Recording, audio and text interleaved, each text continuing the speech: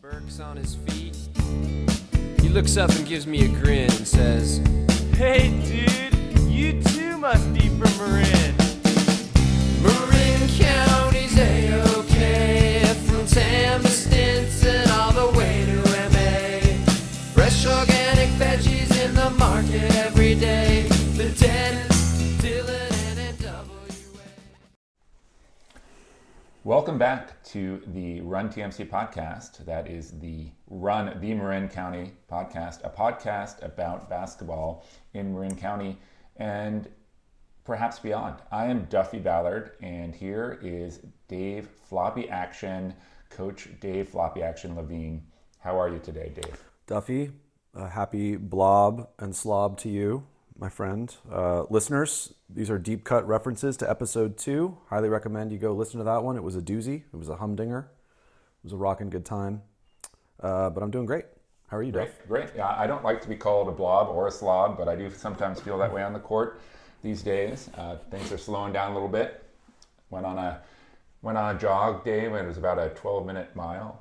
And but I didn't fall. That's like, at least that's a win. You know, sometimes you're doing like the little cross-country running, you hit a little root and you go face down.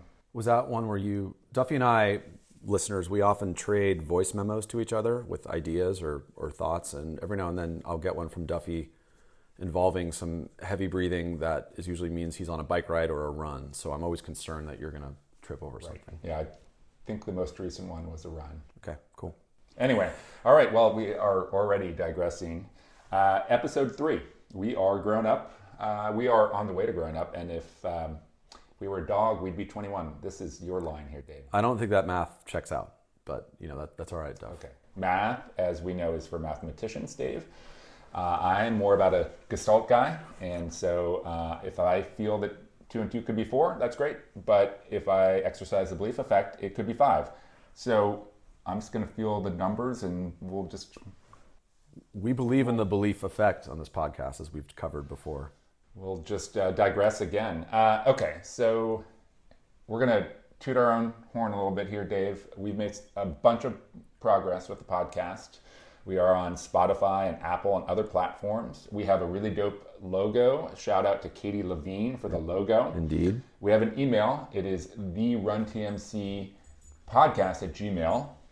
We have a Insta, which is also going to be named the Run TMC Podcast. But currently it is just at Run TMC Podcast because Duffy and I are not smart. But that's okay. Well, we're not completely aligned on everything. Most, right. 95% aligned. We nearly have a website. It's looking great. Shout out to Angela Ballard. We're almost there. Just a few more enhancements that we need to finish there. And we have some what are going to be really neat, really comfortable Run TMC Podcast t-shirts on the way. They actually are very cool t-shirts, I must say. Yeah. So shout out again to our friends at Stroke 9 and their classic Marin. And that's our intro and our outro. And reminder that they have a show this coming weekend, October 14th at Hot Monk in Novato. Cool venue, great band. You'll almost certainly hear the song Marin. Greg Geldner does a little, or Greg Geldner or Stephen Heath. One of them usually is, it does a little cameo there. Also, thanks to Luke Esterkin for his help remastering our production, especially he kind of saved episode 2. We'll get to player control foul, but our audio in episode 2 is not ideal. We recognize that. We're getting better, and Luke helped us make some lemonade out of some lemons there. So thank you, Luke and Stroke 9. And anything to say about Stroke 9, Dave? Well, I love Stroke 9, as we've talked about. Go check them out at the Hot Monk. And I do want to point out, yes, Duff, we have the player control segment at the end where we're going to talk about our errors, omissions, shame, all that stuff. But just to cut it off at the pass, I'm well aware that Marin County has more rock stars than Jerry Garcia and Luke. As I mentioned in episode 2, I was being facetious, I was being funny, being comical.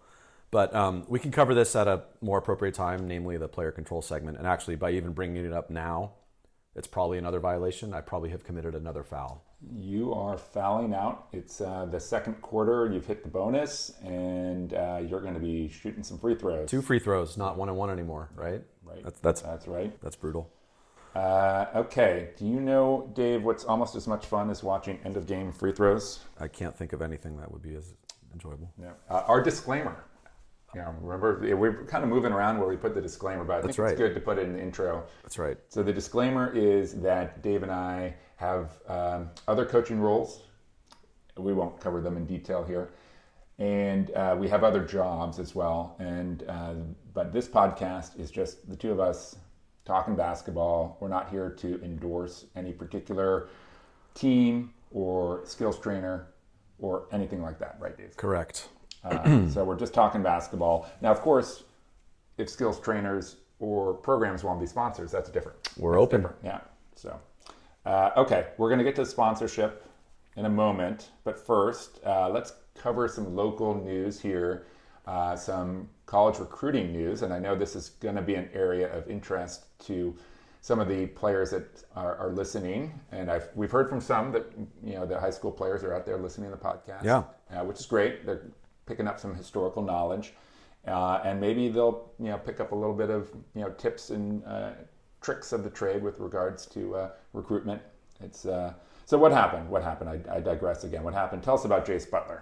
Yeah, so Branson's senior guard Jace Butler, who's an awesome player, officially made his choice. He's going to the University of Illinois to play basketball, which is incredible. That's high level D1 Big Ten basketball. I've watched Jace play for a number of years. As our listeners know, I'm a Branson grad. I'm a Branson fan. So I've seen him play since his sophomore year when he was brought up to varsity. And I noticed as a sophomore a couple years ago, Jace would control games.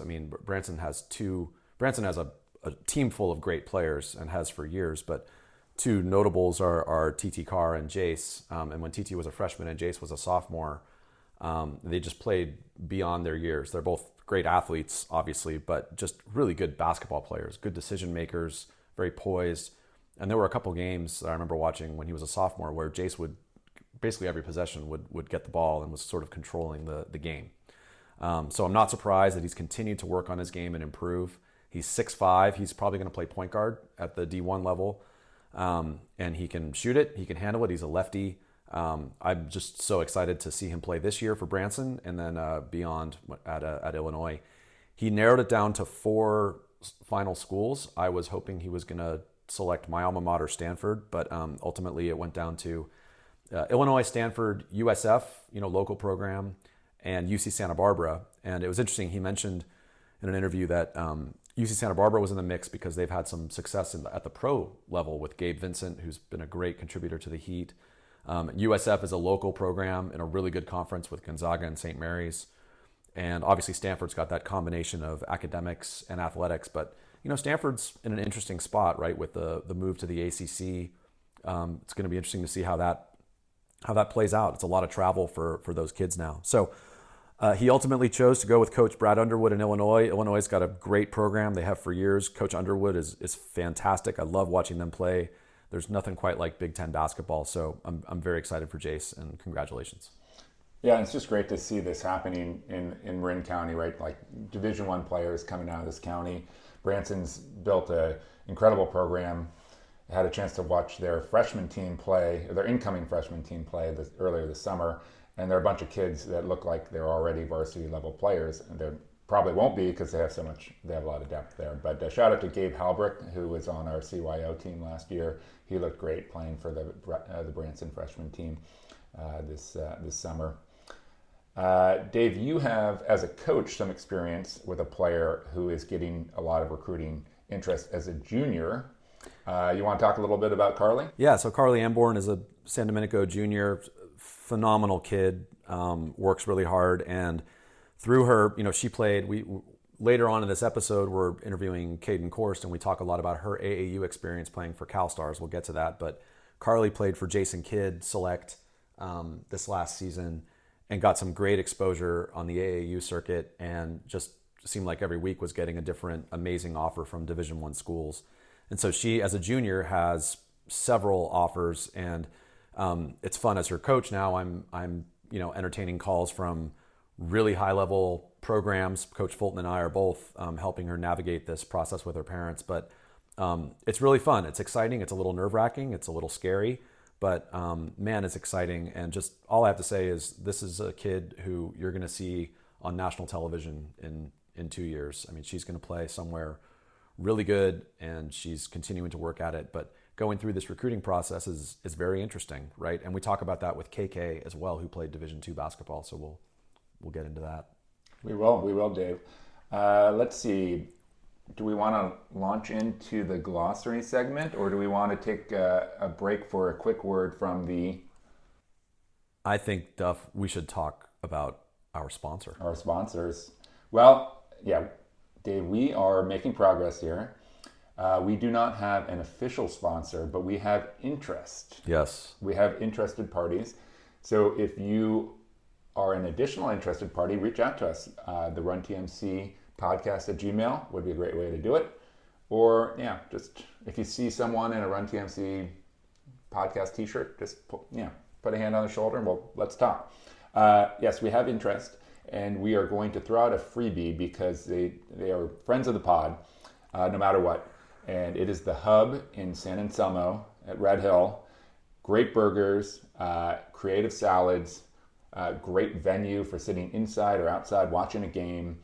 They have Oreo shakes. The kids love the Oreo shakes. And full disclaimer here, they did hire and employ my daughter, Haley, for a couple years, and she had a great experience there as an employee. So all around, we gotta give some love to the Hub. We love Jerry and Rebecca and the Hub. Go get a burger, get a beer. They have great beer selection. It's an awesome spot, fun place to watch a game. Duff and I have many a time after playing pickup hoops gone down to the Hub and had a little postmortem. Yeah. And we're going to have Owen Vugas on the podcast with Coach Russ Bauer at some point, probably November, to do a season update or preview for Archie Williams. And we'd like to do this for as many of the different high school teams as we can. I don't think we're going to get to all of them this year, unless we go to a daily podcast, Dave. But I dare to dream, right? Maybe. With enough sponsorship, maybe we could. Maybe we will. Maybe we will. All right. Let's see. Another plug. We need some correspondence, and we need people that are going to be at games starting in November that can send us their reports. What did they see? Who played well? What type of action they're seeing from different teams. This could be CYO. It could be high school. Our goal is to come up with some rankings because, Dave, people love rankings, right? They do. Top 40, Casey Kasem. Totally. Probably a ranking of high school teams, boys and girls. Sure. Just a top 10. Sure. Yeah. Absolutely. Okay.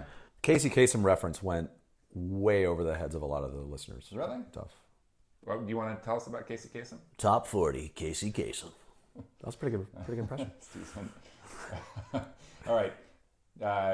Dave, you have ghosts. All right, so basketball terms, boys and girls. Today's term is ghost, and we're not talking about... I'm having some coffee. Okay, yeah, there's our first iced coffee reference.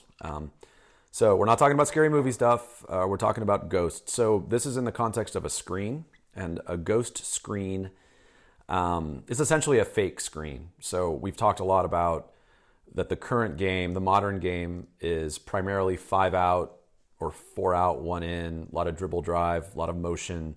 A ghost screen is a really effective tool to use in this, and essentially it's a fake screen. So if you picture a 5 out set, you have a point guard that has the ball maybe just across half court. You have 2 wings that are free throw line extended beyond the 3-point line, and then you have a player in each corner. If a wing is coming up to set a ball screen for the point guard, instead of setting that screen, they either dive to the basket for a backdoor cut, or they cut across the lane to the other side into space. What they're doing is they're creating what's called a double gap. And a double gap is just a massive gap on the court where the point guard, the closest defender to the point guard on that side of the court, let's say it's the right side of the court, is the defender guarding the corner player. So you have essentially 2 passes of distance, and that's called a double gap. It's great for a couple reasons. One, if you have a good point guard who can handle the ball and penetrate, now you've got this huge area that point guard can penetrate to and create, either score him or herself or draw and kick to a teammate. The other thing it does, it just facilitates more motion. So the ghost screen is a very common action.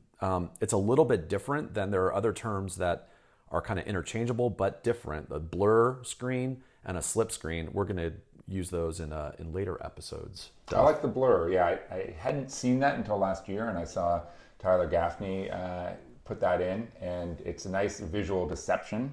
Very simple, but after you've been running some motion offense and you throw in a blur, you're going to get probably some space on a dribble drive. Yeah, and I was the other night at practice, at an NBABA practice with my friend Zach Borello, the Redwood girls varsity coach, great coach, and he's been incorporating ghost action with their sets, and it's beautiful when it works, when the players really get it, because it's a great change of pace, right? Because you think that the screen is going to happen, and maybe the screen will happen. It's sort of it's almost like an RPO in football, right? A run pass option where the quarterback makes the decision. So the player can decide, do I want to ghost this or do I want to set the screen? So the defense the defense obviously has no idea what's going on. So it's very effective. RPO, I like it, Dave. I didn't expect that. Trying to extend to our football fans here, Duff. I did not expect that. All right, what do you got for your term? All right, I'm not a mathematician, Dave, but I'm going to give you an angle, a 45-degree angle. And this is a very important spot on the floor. So if we're going 180, half circle, right? And if 90 is the top of the key, then the 45 is the wings, and it's exactly halfway across from the top of the key to the baseline. And this is the ideal place to attack angles from the wing. And so when you were running offenses, or any coach is running an offense, there's a lot of emphasis on getting the ball to the 45 and then attacking that angle, because it's an angle that provides the ability to kick it to the baseline for a shot, to the middle for drop, and also the perfect angle to finish at the rim where you're able to use the backboard. Off the white square. Off the white square. So shout out to Coach Scott Tachiki. We call him Cheeks, trying to get him into at least every other podcast. With our CYO team, he just would hammer this with the boys. He just, every single time, made them take the 45. And if they didn't, they were going to hear about it. In particular, we ran a drill, the popular drill, 3-on-2 continuous drill, Dave. And it's where you have a fast break going both directions. And it's a 3-on-2. You got one defender sort of at the free throw line, one under the basket, and you have a person with the ball coming down the middle. You've got two wings. And to run the drill properly, those wings should be hitting the 3-point line and cutting in at the 45. And if they don't, they're not maximizing space. And as we know, we've talked about this a little bit, Dave, that basketball is a game of angles. Skill can be interpreted as interaction with space, not just the ability to handle the ball or shoot the ball. It's how you use the space on the floor and how you manipulate the space of the defender or the offense, depending on what side of the ball you're on. So 45. Remember the 45, Dave. Absolutely, and particularly for youth players and to the JV kind of level. I mean, think about how many missed layups there are in games, right? And if you just work so hard to get a good shot, just give yourself the best chance. Shoot that 45-degree angle from the block. The 45 is a critical thing to know, and I can't tell you how many times I've said that to my teams. So. And I love the Cheeks shout out. Yeah. All right, is it time to intro our guest? Yes, let's do it. So I'm really psyched to have my friend Kayden Korst as our guest for this episode. She goes by KK, and if you don't know who she is, you will. She already has had a huge impact on basketball in Marin. She was a phenomenal high school and AAU player, and she's now embarking on a coaching career, and I'm so excited to see where she takes it, because I think she's got so much talent. So I'll try to be brief here. So she grew up in San Anselmo. She went to San Domenico, where she was a 4-year varsity basketball star, and I don't use the word star lightly. She was 4-time team MVP. She was 3-time first team All Bay Area Conference. She's the all-time leading scorer in San Domenico history. Her name is up on the wall. She's a career 23-point-a-game scorer at San Domenico, and despite getting injured her junior year, which we talk about in the interview, she eclipsed 2,000 points in her high school career, which is not a small feat. In AAU, she played with NBBA, but she also played with Cal Stars, which is a very prestigious AAU program. And actually, in our interview, we talk a lot about her AAU experience, and I think it's a great part of the discussion. And we hear Duffy's dog scratching. Please. Our podcast dog, Kenya. All right. Kenya's just work it out, Kenya. Letting her presence be known. Cal Stars AAU program, I mentioned, Cameron Brink from Stanford, Haley Jones from Stanford played there. Also, name that I didn't mention is Sabrina Ionescu, who just a WNBA superstar, played at Oregon. Massive in the finals, WNBA finals, playing for the New York Liberty in the finals, and so she was a Cal Stars player as well. So KK had some great company playing for that program, very prestigious and a very demanding program to play with. So she then played at Cal State San Marcos, Division II, and we talk a lot about that and the transition to that level, which was very challenging for her. Some great insights that she gives. And now she's working with NBBA, as I mentioned before. She's the girls' director of business development. She coaches teams. She's a skills trainer, and she helps run some of NBBA's rec league programs. So she's working closely with Rick Winter, Zach Borello, Tony Butler, Michael Turner, and the whole team over there, which is a great crew. And she's near and dear to my heart, the freshman girls coach at Redwood. I have a daughter who's a freshman at Redwood who's thrilled to play for KK. So I've coached with KK, and I've seen her work with kids. She's smart, she's prepared, she's thoughtful, but beyond the basketball, she just really connects with these girls, and these are girls who really benefit from having a strong female role model. I'm so thrilled that my daughter's going to play for her, and I'm really excited that she agreed to sit down with us. I thought it was an awesome conversation. I highly recommend the younger players listen to the whole thing. We get into some really interesting topics about recruiting and just kind of dealing with challenges as a player when you level up. So I thought she was awesome. And what do you got, Duff? Way to keep it brief, Dave. Yeah. Well, with KK, I mean, come on. No, she was great. Yeah, well, first of all, I do need to, I mentioned Haley, my daughter, earlier. Her name also up on the wall at San Domenico. Right. Not as a basketball player, but as a mountain biker and a runner. So good work, Haley. She's off at college running at Williams in Massachusetts. But that's this basketball podcast, Dave. So KK, I'd never met KK before. I think we'll get to this in the outro segment. But I was impressed about her just being a mature person and almost certainly also a mature athlete, just by the way she handled herself when we met and chatted, and then also in the interview. As we talk about in the interview, we did do a quick shoot around here at our court at my house here, played a game of tens, which I think many listeners will be familiar with. So we spliced this a little bit, Dave, because I started to talk about KK's shooting form, and I was really not describing it as succinctly as I would have liked to. So we had a little shoot around, and we played a game of tens that many of the listeners will be familiar with on our home court here. And it was a very competitive game, wasn't it, Dave? It was. I lost, but that's fine. KK was shooting with a men's ball and shooting from on a court she hadn't shot at ever before. And there goes Kenya again. Why don't you take that outside, girl? But same form every time, just being replicated. Kenya, come on, here we go. All right, Dave, I'm taking the dog out. Okay, go ahead. All right, come on, Kenya. That's a little bit too much of that. All right, so, but I would say she shot 85%. She had balance in the legs, same follow through every time, backspin on the ball every time. She's following the beef, you've heard of the beef, right? Of course. Yeah. Balance, elbow, follow through. Yeah, she had the beef. And so very impressed just with the shot. Now, of course, we didn't play, it's just a shoot around, but she handled that very well. She also handled the fact that I got her, but it was like 9-9 in the game to 10. Yes. And then we each made about 4 or 5 in a row. Yes, Duffy's very modest. Duffy won, but KK shot the heck out of the ball. And again, it was a men's ball, 29.5 as opposed to the 28.5 that the women use. So she can shoot it, bottom line. And you were heckling her once you got knocked out. Yeah, I mean, I was pissed. She beat me, but whatever.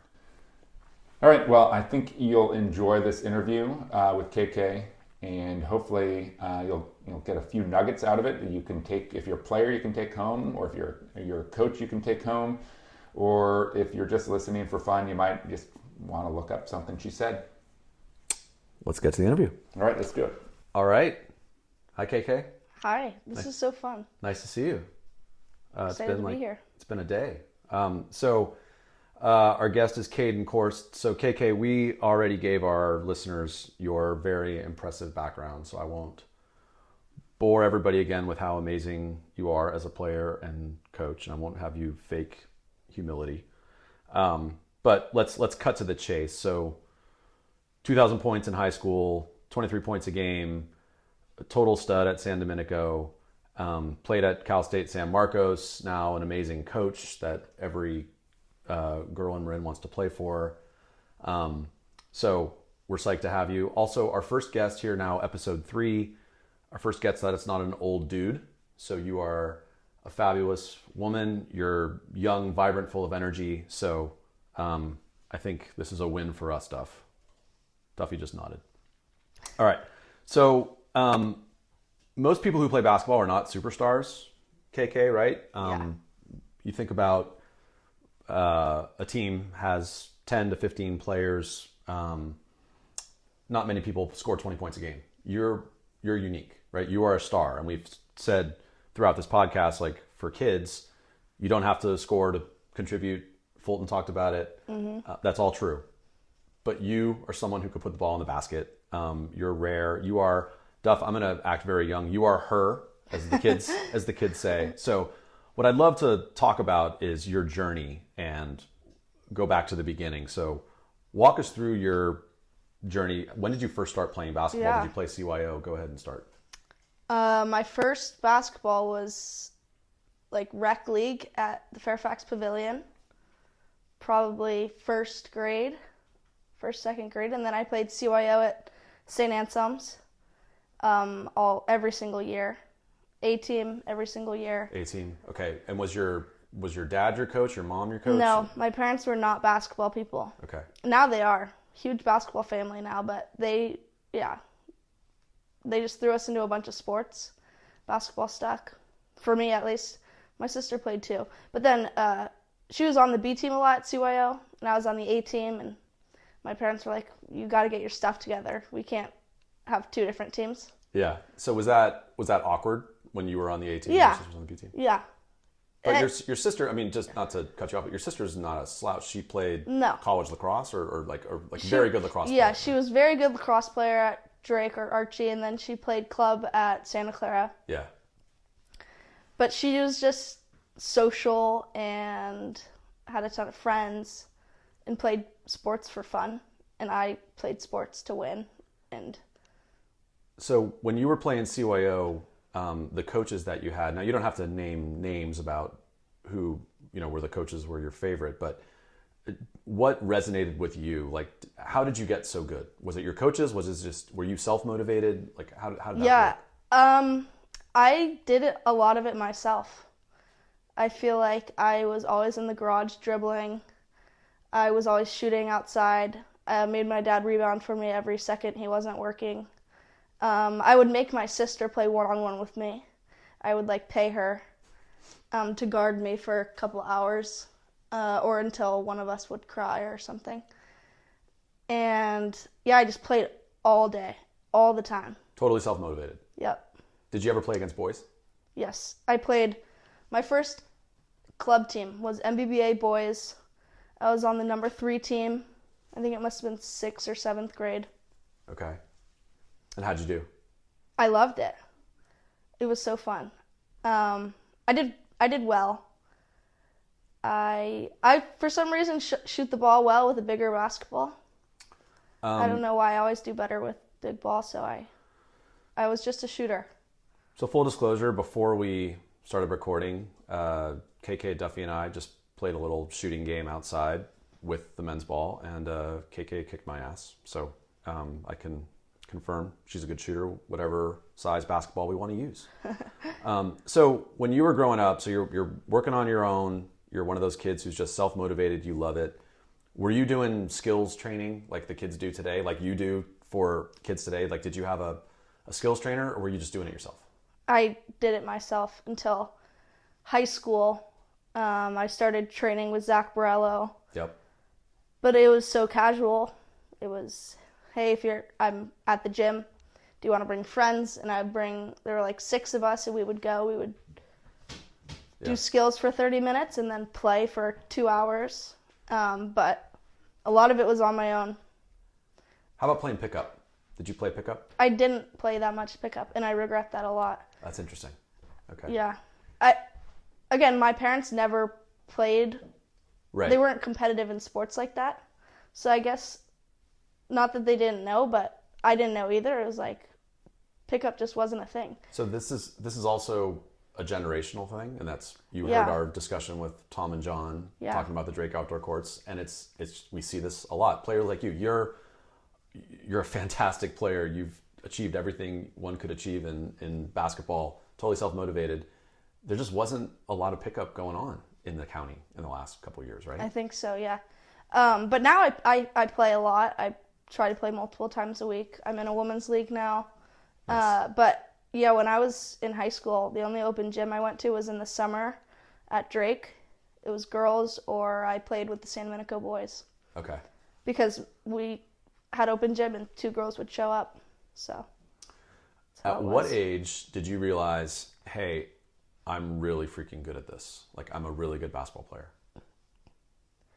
I feel like I've never had that moment. I'm so hard on myself.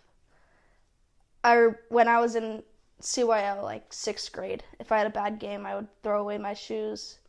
I would switch my hand. I became a lefty for like a week. I was like, that doesn't work. Went back to my right hand. Yeah, I've never thought that I'm So your own that was worst that critic. girl. Yeah, and that I wish I gave myself more credit, but it's just who I am. I get it. As you get older, you'll start to give yourself a break. Okay, high school, you go to San Domenico. Audience, I coach at San Domenico now. I sadly did not coach KK. She predated me. If I was there, I would have screwed everything up for her. So, but she's on the wall at San Domenico. She's the greatest player to ever go through that school. I mean, just kind of every scoring title you can imagine, all league, multiple years. So how did you choose San Domenico? What was your thought process as you were approaching high school? Yeah, me and my sister went there for middle school, and we both loved it, but she was big lacrosse, and San Domenico didn't have a lacrosse team. I actually started a lacrosse team there, but then hurt myself, and I couldn't play, and they lost every game, and it was a wreck. But so it really just came down to me wanting to play basketball for Stephanie Buechner and Mike Fulton, and she wanting to go to public school, more social lacrosse. But I thought I was going to play for Mike Fulton. Yeah. And then a couple weeks before, we found out we're getting boys in the high school, and Mike said, I'm coaching the boys, I'm not coaching you. That's That right. was a tough pill to swallow. That's right. San Domenico used to be all girls. Yep. So you recovered, you figured it out, you moved on. So walk us through your high school journey. So as a freshman, were you a scorer? Were you awesome? Were you okay? Yeah. Okay. My freshman year, I feel like I was probably my best. I was just, I've always had bad knees, but my freshman year, I felt just good. I felt healthy. I was fast. I was small. Yeah, I loved basketball as a freshman. And was it low expectations? You're just kind of playing free. You don't have a care in the world. You're a freshman. What the hell? Or I mean, did that factor in? Or have you always, as a scorer, I guess you always kind of feel that way? No, there was pressure. I know that Mike Fulton's previous teams with the Naglers and Yeah. Lulu Bernstein and all of those teams were good in playoffs every year, and they all left. I played with 2 kids, Nikki and Sana, that played with Mike, and then everybody else was new. So we were young. Nikki and Sana were just facilitators. They weren't scorers. They had no pressure. So somebody had to come in and do that, and I did. Awesome. So was there any particular year in high school where you made a big jump in terms of your skills and ability? Like, it was interesting hearing Tom Poser talk about, playing 40 years of basketball. He can think of there are 3 years over those 40 where he really made a big leap in terms of his ability and just mindset. Was there any year in high school where you noticed, oh, wow, I'm much better now than I was last year? No, I don't think that ever happened for me. I got injured my junior year, and I got hurt. I hurt my knee. I had knee surgery. I form shot. I dribbled, ball handling, left hand, right hand. I was in the weight room. Got a lot stronger. My game changed, but I don't know if that's for the better or worse. I'm still trying to figure it out, I guess. So your senior year, you're recovered from your injury? Yep. Senior year? Yep. You have a good year? You score a lot of points? Yeah. We lost at University. First round of NCS. University. Oh. In overtime. I fouled out. Still remember it. And at University, like, they shouldn't even be allowed to host an NCS game. Oh, don't talk. Our friends at University listening to this, we love you, but your gym is very challenging to play in. Move the scoreboard out of the corner. Yeah, it's not a good gym. It's very small. But phenomenal teams, boys and girls. Yes. And tons of great players have come out of there, but they just need a bigger gym. So talk about, well, I want to get to your college recruiting. I want to move on from university for sure. We don't want to talk about university anymore. But let's talk about AAU, right? Because we've given our listeners some insight into the club basketball scene. And the AAU landscape in Marin has changed the last year with 24/8 joining and doing a great job. NBBA has been fantastic. But you played Cal Stars, right? And that is for those listeners who don't know, Cal Stars is a very elite AAU program. Tons of really high-level D1 players. You know, Haley Jones, Cameron Brink from Stanford played Cal Stars. So talk about your choice how did you land at Cal Stars? How did you decide to do it? And what was that like? Yeah, that's a good question. I was with MBBA, and then, like, I was with the boys, then I did 1 year with the girls, and my sister was on a different team than I was. My sister played on Zach's very first girls team. That must have been freshman year of high school. With NBBA. With MBBA in the fall. And I was on Steph's one team. My parents were like, you can't be on two different teams. So I was like, I'm done. And I was like, perfect. I can go to Cal Stars. Like, great.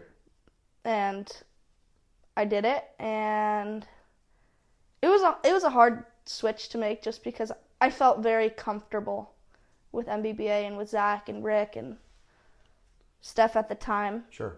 I loved it, but I knew I needed to be pushed. And so I went to Cal Stars, and I was shy, and I didn't know anybody. And I actually would carpool with Kylie Horstmeyer. Mm-hmm. Her mom and her grandma would come so we could get the carpool lane. 2-hour drive, 3 days a week was brutal, but I enjoyed it. So Kylie Horstmeyer, listeners, fantastic player for Redwood. All league, all everything, playing currently at University of San Diego, Division I on a scholarship. Her mom, Karen Horstmeyer, Marin legend, played at Santa Clara, coached at Cal, fantastic coach and player. So Kylie's awesome. So, and KK, it's interesting to hear you say that, right? You heard our discussion with Tom and John talking about the value of playing with people you don't know. And here you are playing NBBA with your friends and Zach, who you know and are comfortable with, and Steph. And now all of a sudden you're driving 2 hours and playing with a bunch of strangers who are really good. And really good. You know, probably not easy, gets you out of your comfort zone, but in hindsight, probably great for you, right? It was awesome. And I had a coach, Bernard Barnes, he passed actually last year, but young guy, super fiery. He was probably the hardest coach I've ever played for. But I loved it. I hated it at the time, but what he said made an impact, I think. Yeah. So in terms of hard to play for, so you make a mistake, he's all over you? Yep. Or, okay. Very short leash. Yep. We played with Allie Bamberger, who went to Washington and transferred to St. Mary's. She was our post player. And she was also very intense. And I think that they fired each other up. Okay. And so Bernard was just on us. If you missed a shot, if you missed a layup, if you missed a defensive assignment, he was very, very intense. So it's interesting you mentioned Allie, because I mean, sometimes I've found, at least in my experience, that playing for coaches that are very demanding and critical, that's one thing. Playing with your teammates Yeah. who are on you when you make a mistake. I mean, that, you know, the legendary ones like MJ and Kobe, they're not easy. Diana Taurasi, they're not easy on their teammates, right? They have expectations, and sometimes that's even harder than when Yeah. your coach gets on you, right? Totally. I mean, I was that asshole in high school, so I get it. Yeah. I mean, I seriously, Piper forgave me, Jillian forgave me, Yeah. but I have a lot of my high school friends haven't talked to them in years. Yeah, and this is, you know, really competitive people. That competitive fire comes out in those games, and I get it. Well, I just never understood that basketball wasn't their life. Right. And they were all like, they're great people, good athletes, not bad basketball players. But I needed them to be like me. But I was psycho for trying to expect that. Yeah, and this is a great debate among coaches. You know, Tom talked about this, Fulton talked about this. How do you get players to play hard? How do you get players to buy in? Yeah. Right? And a coach and even a teammate can only do so much. At the end of the day, it just kind of comes down to, do you really want it? And the great teams have multiple people who really want it and who really care and are willing to sacrifice for it, right? So I'm interested in kind of the AAU style of play versus playing in a more structured high school environment. Yeah. Right. So talk about that. So you play in Cal Stars games. College coaches are there constantly scouting. What's the style of play like, and how did you adjust to that? Was that great for you? Was that a hard adjustment? I loved it. I learned a lot. We ran a 2-2-1 full court press, makes and misses, run and jump. It was called Fire. And we ran it 24/7 every single second of the game. Doesn't matter if we were up by 50 or down by 50, even though we were never down by 50, I don't think. I think we were number 6 in the country. Nice. Yeah. Yeah. It was crazy. And then... How about offensively? Did you guys have any sets? Or? We ran a dribble drive offense, and we had probably 20 sets. I think that's why they're so good. They have sets, they have structure, they do the same thing. If you buy into their program, you're successful for them. So, was the ball moving? Were people passing and sharing the ball, or was it a lot of one-on-one? Even though even within a framework, you can sometimes have individuals kind of trying to create their stuff. There were definitely a couple kids that wanted that scholarship. Yep. And would do that. But I would say that wasn't the vibe. Everybody shared the ball. Everybody played defense. Yeah. And the great college coaches look at that. I think there's an assumption that the college coaches want to see players that score. You're a player, as we talked about. You're her. You scored a lot. But you did everything, right? You played defense. I see the way you coach. You care. You see the little things. Yeah. And college coaches look at, how's your body language on the bench? Yep. You know, are you cheering on your teammates? Are you sharing the ball? Are you playing help side? I mean, that's important, right? So yeah, and I didn't learn all that until college. Oh, okay, I take that back. I learned it, but I didn't believe it. Okay. My high school coach was she played at Dominican, Sonoma State, San Bernardino on great college teams. And she told me the truth, and it was in one ear, out the other. I refused to agree with it. I thought I was above it, and then I got to college, and I wouldn't say it was a wake-up call, but it was like, okay, she was right. So let's talk about college. So how did you choose Cal State San Marcos? What was your recruiting journey like? So I had a couple walk-on spots at some Division I schools. I was pretty high on Pacific and Stockton, but I was like, it's in Stockton, 1. 2, I won't see the floor, and I need to play. To our listeners in Stockton, we love you, and it's a lovely Yeah, town. there we go, sorry. Okay, thank you, KK. Yeah. We have broad reach with this podcast. All right, go ahead. Sac State. Yep. Let's think. UCSD didn't have the grades. LMU. So some smaller Division I schools had spots, but no money. And money wasn't a big thing, but I knew I wanted to go somewhere where the coach right. felt like I was worth something. And then there was Sonoma State and Dominican and a bunch of D2s and D3s, but I wasn't sold on anything. And I was about to go play junior college, or take a year off, or Sure. Where were you going to play JC? at Santa Rosa. Okay. Yep. I've always been very, not behind, that's not the word, but I figure things out later than most. I mean, my sister knew where she was going to college as soon as she could. She got a job before she graduated college. I'm like always 5 steps behind her. And so it was May of my senior year of high school. And I'm playing with Zach at MBBA, and we're playing at the Ultimate Fieldhouse. And I had a great game, and UCSD wanted me, and they said that I don't have the grades.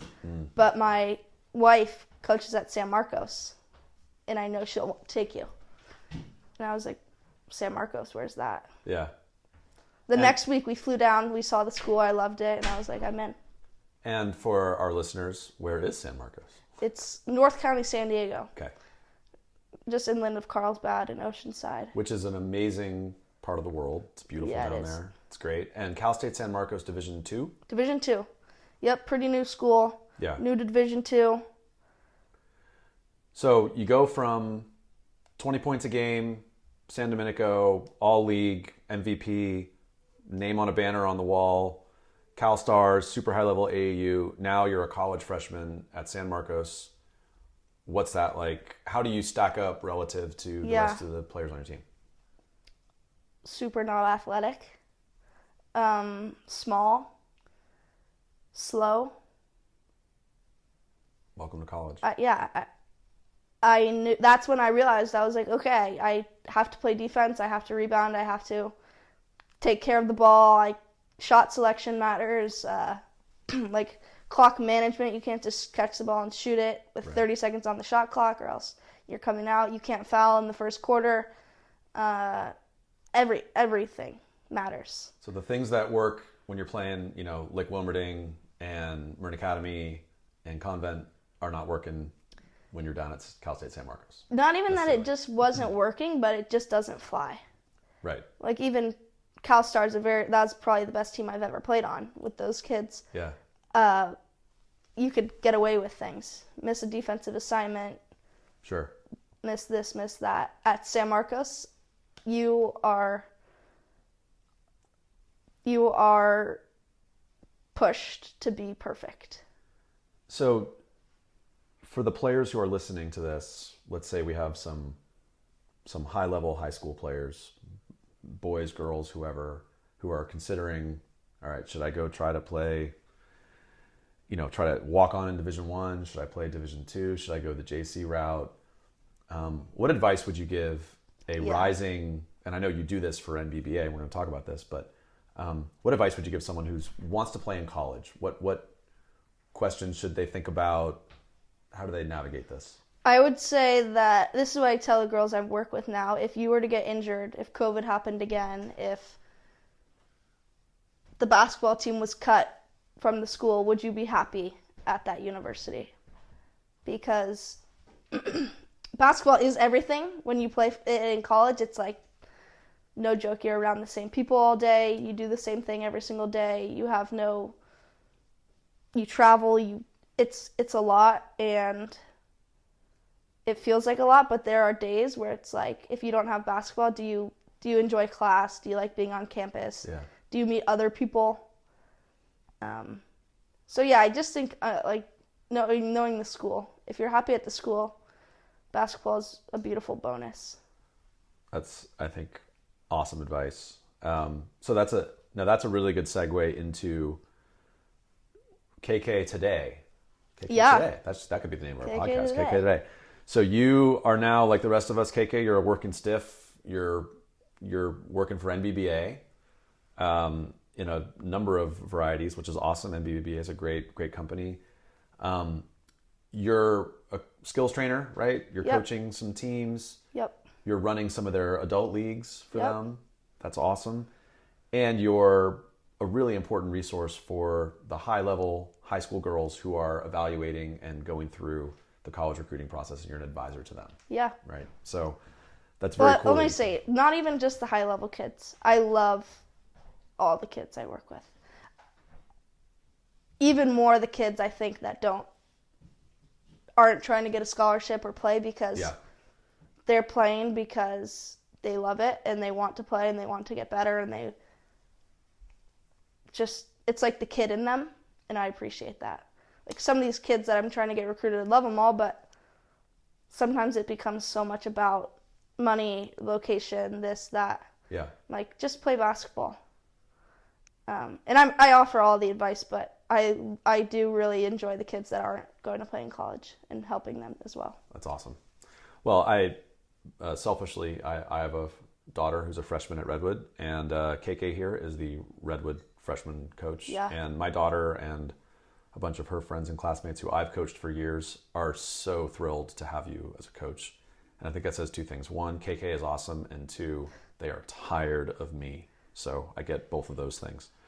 So as a coach, now you're a young coach, starting your career as a coach, right? Yep. What's your approach to a player who makes a mistake on the floor? We talked about this with Fulton. Yeah. And Mike doesn't pull kids. It's awesome because Mike doesn't pull kids when they miss a shot. But man, if you go in the game and you're not playing defense hard, you're out immediately. So it's just all effort. How do you approach this? So I think I'm going to be different with my Redwood team. If you're not playing hard, you're coming out. If you're take a bad shot, you're coming out. I have no issue with that. But for AAU, I play through mistakes, play through missed shots. If you're not playing hard, I'll tell you and give you a minute to figure it out. So I don't yank kids like that. I think that just kills confidence. But at Redwood, I'll be different because I have 6 days a week and more consistent time with them, so they'll know the expectation. Well, I think it's also how you frame it. So if a kid makes a mistake, takes a bad shot, you pull him out, and you don't say anything to him, and you give him the cold shoulder. That's one thing. Yeah, that's. If you sit down next to me on the bench, or you or your assistant coach explains, okay, here's why, here's what we want to work on, right? And you do it with love, and they understand, okay, this is how I learn. That's a whole different mindset, right? Yeah. So I mean, I think there's some things that, like if you're not shooting well, if you turnovers, if you're in your head, there's things that need to be talked about in a kind way. Yes. But there are also things that I yell if you're not playing hard on defense. I always tell the freshmen to not be effing freshmen. Right. And I scream it at them because the things that I'm yelling at are controllable. Worry about what you can control. Yeah. I say it all the time. I heard the coach at Midi, great coach. April or Sue Phillips. Sue Phillips, thank you. She had a great thing. I heard her in an interview talk about how she handles dealing with mistakes. And she said if a player's making a mistake when she's trying to do the right thing, like it's a good decision, just didn't execute. Mm-hmm. Like player cuts back door and the pass was just a foot too high, or the defense makes a great play. Those are mistakes that's a good decision. We love those. It's the plays where lack of effort or bad decisions or repeat mistakes, that's what you can't stand. Yeah. And I thought that was a really good distinction, a good way to put it. Totally. I like to emphasize, I know you do the same thing, to our players that it's important to watch basketball. And you learn so much by watching games. So I'm curious, who do you like to watch? Like, are there WNBA, NBA, college? UConn women's basketball has always been my team. My dad's family from Connecticut. We love Gino's restaurant. We love going to games. We go to the Stanford UConn games since I was little. All right, I'm going to put you on the spot. You ready? I'm going to ask you a trivia question. Okay. I asked Duffy this earlier today. Nailed it. Yeah, Duffy failed miserably on this one. How many Final Fours and titles has UConn won under Gino? Doesn't he have 11 rings? 8 championships? What's your final answer, KK? Shoot. I want to say 8 championships, 11 Final Fours. All right, so you're low. 20 Final Fours, Seriously? 11 championships. Okay, I was right with the championship. Your first instinct, believe in yourself. So championships. that's Yeah, a good it's one. crazy. That's a good one to watch. So you love watching UConn. I love watching UConn as well. I love, yeah. I follow the team too. I'm like total nerd of UConn. Yeah. I love college basketball. I love March. The NBA, I'm a Warriors fan, but Yeah. I could care less about watching every game. Do you like watching men's college basketball as well as women's? Or do you... Yeah, I do. Cool. I like what I mean. The Pac-12 isn't the Pac-12 anymore, but Yes. Pour some out for the Pac-12. Pour out some iced coffee, Duff, for the Pac-12. I love the Pac-12. Love it. I'm very upset. It sucks. Yeah, Sucks. So my Stanford Cardinal, now we're in the ACC I know. and Cal. It's going to be an adjustment. Cool. Okay, so let's get Coach KK back. Let's have you put on your coach hat. Talk to us about a great chalkboard moment as a player, as a coach, a play that game winner, whatever, just something that worked, that was fun to be a part of. You have one? You don't have to have one, but do you have one? I don't think I have. Okay, we're gonna interview you in a year, And or I'll have a couple one. months after your first season at Redwood, and when you draw up that game winner. Okay, this is how. This is a story. We were playing at home at San Monaco against International. Mm-hmm. They had this girl on their team, and we got into it. We were the same year. It was our senior year. I think they probably beat us. We were probably 6. They were probably 6-2. So we beat them twice. This might have been the second or third time we beat them, and we beat them on the buzzer. I made a floater down the middle, and we're shaking hands, and they're all crying, and I was like so proud that they were crying. And I couldn't care about my teammates. Like I didn't care about anything. I was just so happy that they were crying. That's just how I was in high school. It's competitive. So you hit a floater at the buzzer to win it. Yeah. Was it in the half court? Was it a full court situation? No. It was right inside the free throw line. Probably should have pulled up. It was kind of awkward, but Yeah, can you come to a jump stop and go off too next yeah, time, please? seriously. But it went in, so That float game. Don't mess with the float game. She's got float game. I actually don't. It was like a joke in college. We'd do these floaters, and I would airball them. I can't do that middle of the key 1 foot. It's a new thing, right? Duffy and I are in this text chain with a bunch of old dorky basketball people, which is why we started this podcast. But somebody sent around the Villanova clips under Jay Wright, and Villanova, Jay Wright is like religious about coming to a 2 foot jump stop in the key. Like you watch Villanova games, that's what they do. And it's interesting contrasting that with kind of the modern game now is a lot of floaters, right? Kids are shooting 1 foot floaters. Fulton doesn't like those either. No. My issue with them is that, I don't know, we coach girls, Yes. and they all travel so much. Yes. And their footwork is so poor. It's because they all want to do off 1 foot, or pass the ball while they're in the air, or pass the ball with one hand. Like, you can't take any of that back. If you're at the jump stop, you have a pivot foot, you can freeze, you can take a pass back. If you're off 1 foot going for a floater, you're shooting it or you're turning it over. So if you're KK and you score 2,000 points a game, you've earned the right to shoot a floater to hit a game winner. If you're not a 20-point-a-game scorer, I would love you to come to a jump stop. KK and I are both coaching AAU right now. Last week, my team lost by 30, and I told them after the game, I said, the reason we lost this game is because of jump stops and pivots. Yeah. And I wasn't exaggerating or being facetious. If we could jump stop and pivot, we would be in that game. But we turned the ball over so many times just on those fundamental things. All right, one great drill for kids to work at home.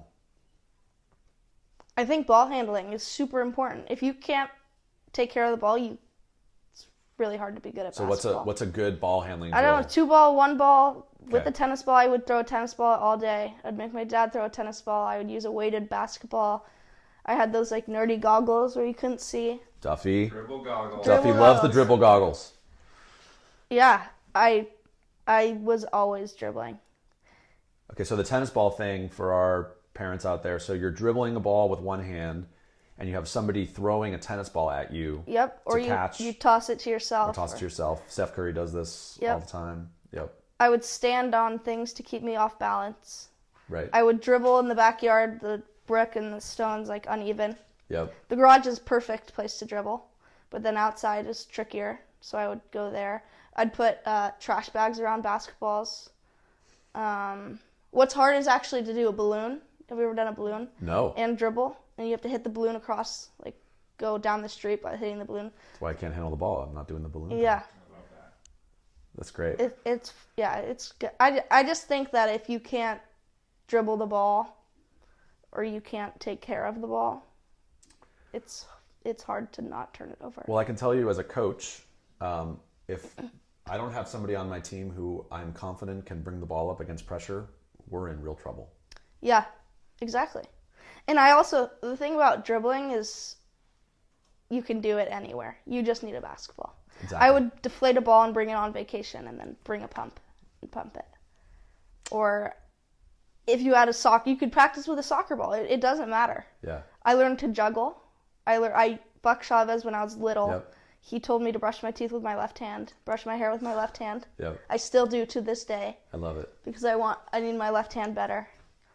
So I just loved that part of it. Duff, do we think... Selfie with the left hand. Have you tried that? Oh, wow. I haven't done that. Yeah, man, it's not easy. Way to connect with the young generation, Duff. I was going to say, so now we're 3 for 3 in terms of podcasts where Bucky Chavez is mentioned. I think we're going to be 100% on Buck Chavez references for every podcast. We got to talk about Bucky. All right. KK, you've been extraordinarily generous with your time, and this has been awesome. And now we are going to enter the vaunted lightning round, which is the worst named segment. Got another hour to go. Yeah, exactly. So get comfortable. All right. Toughest player you've ever played against, Marin or overall? In high school, Akira DaCosta, when I played CalStar, she played at Baylor, won a national championship there. Oh, wow. Okay. And then she transferred to LMU. I think she finished there. And then she went overseas. But in high school, she was good. I mean, dunking and What made her so catching. tough? Was she... She was an athlete. Okay. I was scared of her. So it was probably mental. Yeah. She get no mercy. She was intense, and Okay. she ran the gym, Yeah. and she was tough to play against. But then I also have Kylie Horstmeyer, and I have played one-on-one so many times, and we would play, and we would have to go days without talking. Got a little too hardcore. A little too competitive people. Yep. I love it. Okay. Favorite gym in Marin County? San Domenico. Ooh, good answer. I love it. It's perfect size. The rims are nice. It is a nice It's gym. bright. It's a good Floor- gym to shoot in. The floor is always great. Depth perception is good.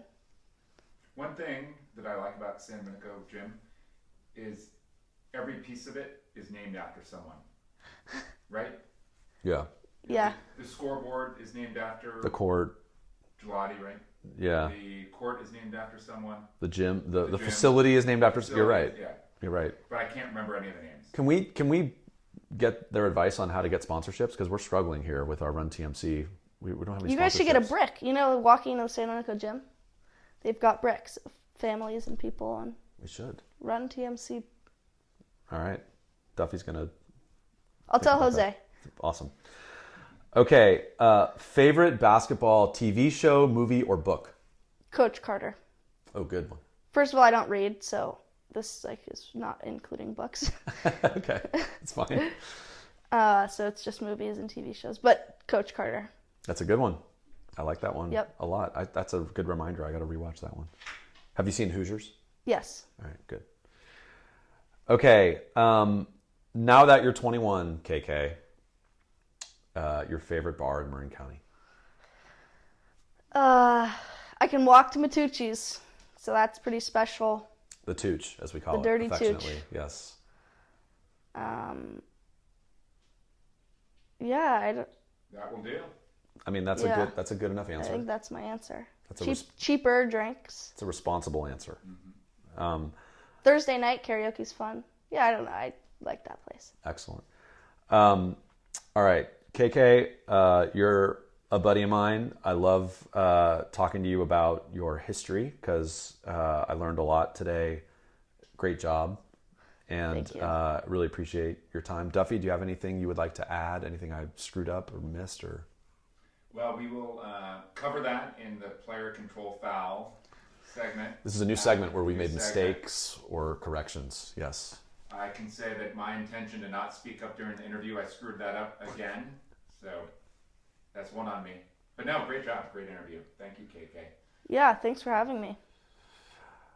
You're the best, KK. Thanks, friend. See ya. Of course. Bye. Goodbye. Good. That's great. Nice job. Well, way to go, KK. That was great. What do you think, Dave? I mean, I loved it. It was great. We talked for 40 minutes or so. In hindsight, I wish we had talked for another hour or so. I mean, I thought she was awesome. Couple you said things. That already, Dave. I know. I say that all the time. Just like I say, I'm going to be brief, and I'm just a bald-faced liar. So first thing, a couple observations. KK was super competitive in high school, and she talks about that. She was really driven and committed, and she was that teammate who demanded a lot of the players around her, right? And it was interesting to hear her say that. Some of her teammates have forgiven her, and some she doesn't really talk to anymore, right? Because she cares so much about playing hoops and about winning. I really liked her observation about going to college and how the things that she used to get away with, as she said, just wouldn't fly. And I thought it was interesting how she just rattled those things off, these fundamental principles that clearly her San Marcos coaches had drilled into her. And it was like she just was reciting it like a kid reciting the capitals of the states. Like, can't blow a defensive assignment, need to rebound, need to take care of the ball, shot selection matters, clock management matters, don't foul in the first quarter. It's just these things that clearly were ingrained in her, and just shows you how demanding it is to play at the college level.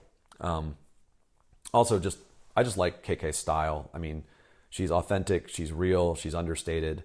My style is to fill the space with words, and I say a lot of words and very little substance. And I think KK is the opposite. She says very substantive things in a minimal amount of words. It's like it's the verbal equivalence of I over dribble and she under dribbles, and Duff is pointing at a book. I've got a book, Smart Brevity: The Power of Saying More with Less. It's a very brief but powerful book. So there's a famous line from a writer who said, I wrote you a letter. I apologize for the length. I didn't have time. Mark Twain. I didn't have time to write a short one. Yes. Yeah. So basically, I'm lazy and KK's not. Well, some of us just have the wordsmithing ability, and that's you, Dave. So sure, you talk more and say the same, but people like to listen to you. Sure. That's why we have a podcast. So anyway, I love this discussion. KK is a great hang, and she's going to accomplish amazing things as a coach and professional. So thank you, KK, for joining us. Duff, what were your thoughts? Well, I mentioned before the mature athlete, and KK just strikes me as very mature. She's, 21 years old? She just turned 22. 22, very mature for her age, and it seems like she's probably been that way all the way through. I didn't obviously see her as a high school athlete, but I got a text message on the coaching staff text thread this week about mature athletes versus immature athletes, and it just it's so true. And the mature athlete has such a huge advantage, and some of the qualities of a mature athlete: they're consistent in effort, they embrace being coached, they care about their teammates, try and make their teammates better, look in the mirror first before they complain, they know their role, and they can see the bigger picture. She kind of struck me as someone who checked all those boxes. Absolutely. Yep. So, and then also some great little details in there. I love, she said she used to pay her sister to play against her, and they would play for hours or until one of them cried. That was beautiful. It reminded me a little bit of playing with my younger brother, Chris Ballard. He and I now have been teammates for a really long time, my favorite player ever to play with. But before that, we battled against each other, sometimes, for hours, one-on-one, full court. And as such, we ultimately just knew each other's games so well. I don't recall any tiers. There might have been internal tiers, but no external tiers. And so KK and her sister are twins. I can't remember if we actually said that, but they're twins, so they're the exact same age. Duff, you and CB are close in age, but you're not twins. But what, you're a year older? Is that right? and a half. Year and a half, right? Yeah. So that's and 1 year in school. So separated 1 year. In school. Right. Then a couple, the suggestions in terms of how to get better with the ball handling, the dribble goggles.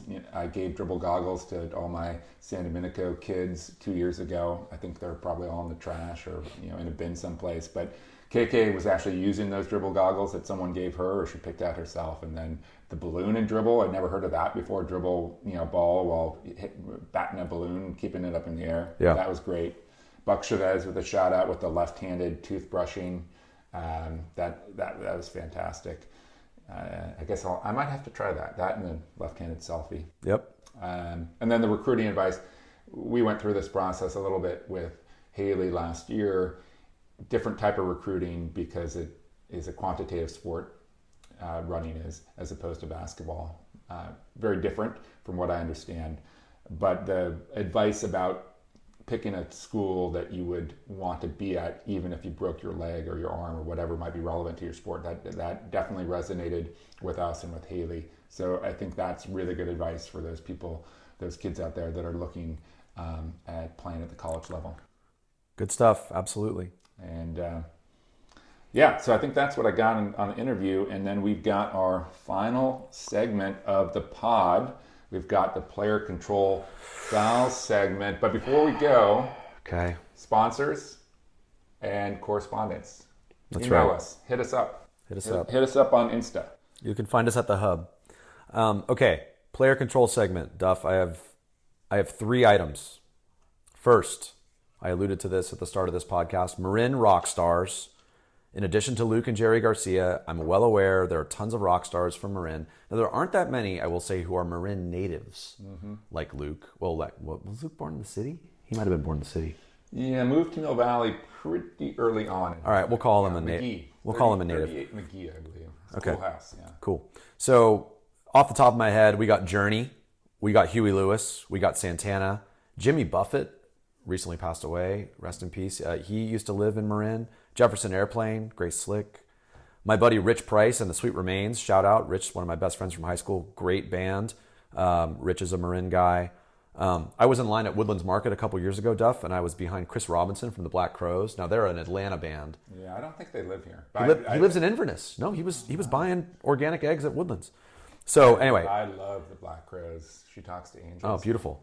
And then finally, Sammy Hagar. Shout out to my friend Jen Hatch, who grew up in Mill Valley next door to Sammy Hagar, the Red Rocker. So, fans, I'm aware there are a lot of Marin rock stars. I apologize. You think Chase Hatch is listening?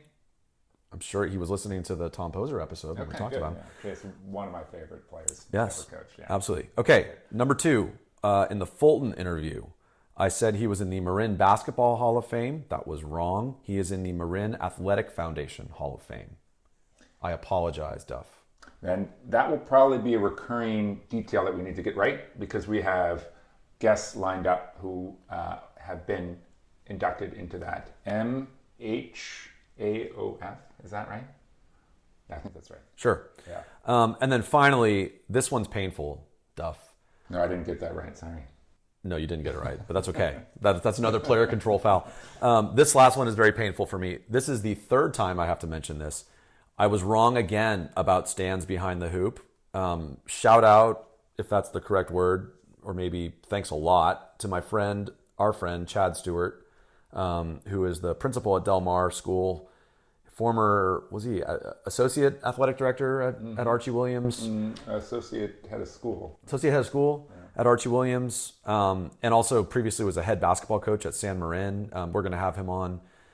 Anyway, he pointed out that Archie Williams has stands behind one of the hoops. It's not a big amount of stands, but they are there. They come out only for big games, he said. But facts are facts. I was wrong. So now we have Redwood, Tam, and Archie Williams as having stands behind the hoop. And again, I'm sorry. I'll tell you one thing about Chad. He likes to be right. And he often is. He often is right. Very good coach. That's Very it. good coach. We're going to have him and Con Dunning on together to talk about San Marin hoops. Great. That'll be cool. Two good guys. I've known Con forever as well, so great guys. All right, Duff, what are your mea culpas, your player control fouls? I've got a bunch, but I'm just going to focus on the audio production for episode 2. I think our outro was really low with Marin. And as people noted, Tom, although he is one of the loudest individuals I've ever met, somehow he did not sound, somehow his volume was soft in our interview. And I don't know how we managed to pull that off, but we did. But we're getting better, Dave. And each podcast is going to have an even higher production value from here on out. So that's my foul, unless you have any other ones for me. That's all I got. Duff, you're perfect.